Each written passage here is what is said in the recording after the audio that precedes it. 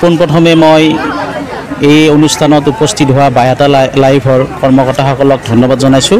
তেখেতসকলে আহি আমাৰ এই অনুষ্ঠানটো প্ৰচাৰৰ কাৰণে আহি উপস্থিত হোৱাৰ বাবে মই তেখেতসকলক অশেষ ধন্যবাদ জনাইছোঁ। প্ৰথমতে কথা হ'ল আমি আজি এই ভাগৱত পাঠ আৰু শোভাযাত্ৰা অনুষ্ঠানটো 16 বছৰ হ'ল, 16তম এই বৰ্ষত আমি বিশ্ব শান্তিৰ অৰ্থে আমি এই অনুষ্ঠানটো আৰম্ভ কৰিছিলোঁ আৰু আজি 16 বছৰ এনেদৰে আমি অনুষ্ঠানটো কৰি আহিছোঁ।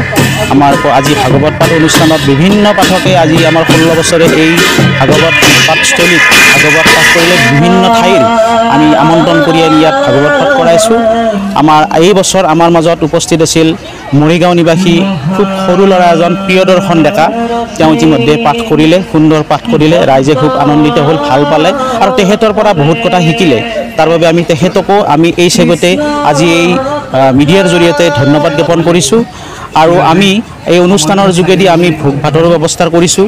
ইতিমধ্যে আমাৰ আজি এই প্ৰসাদ বিতৰণৰ পিছত ভোগ ভাত চলি আছে আৰু আশা কৰোঁ আমি ভগৱানৰ ওচৰত প্ৰাৰ্থনা জনাইছোঁ অনাগত দিনত এনেদৰে আমি যাতে অনুষ্ঠানটো চলাই থাকিব পাৰোঁ, তেওঁৱে যাতে আমাক চলাই নিয়ে, এই বৰগোপাল থানত মদনপুৰৰ যাতে তেওঁ আমাক চলাই নিব দিয়ে, শক্তি দিয়ে। তাৰ বাবে মই শেষত সকলোৰে ভগৱানৰ ওচৰত প্ৰাৰ্থনা জনাই মোৰ এই বক্তব্য সামৰিম।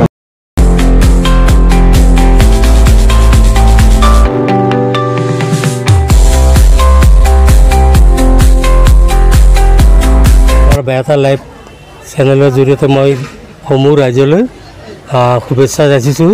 সকলোৱে সুকলমে ইয়াত আমাৰ বৰগোপাল থানত আমাৰ যিটো বছৰি ভাগৱত পাঠত অনুষ্ঠানটো অংশগ্ৰহণ কৰাৰ কাৰণে লক্ষ্যে লক্ষ্যে বসিতা হাক